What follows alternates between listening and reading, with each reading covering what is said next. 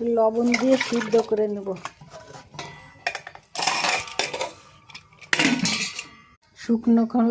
শুকনো লঙ্কা, ধনে, মৌরি একসঙ্গে ভেজে নেব। একটু লবণ দিয়ে সিদ্ধ করে নিয়েছি। লবণ তাতে কিছুটা টক বেরিয়ে যাবে, অল্প গুঁড়েই হয়ে যাবে। চটকে নিলাম। কড়াইতে একটু সাদা তেল দেব। তেল গরম হয়ে গেলে দিয়ে দেব পাঁচফোড়ন, একটা লঙ্কা।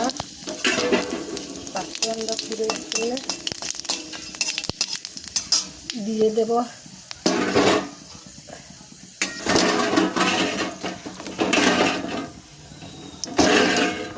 মাখানো জলপাইটা। একটু জাল করে এবার দিয়ে দেব গুড়।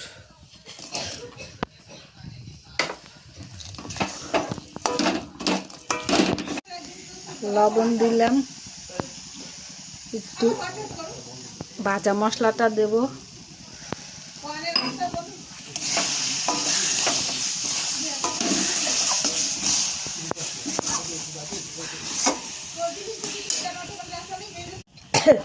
এরকম করে আচার বানালে সারা বছর বয়ম ভরে রাখতে পারবেন আর খেতেও পারবেন।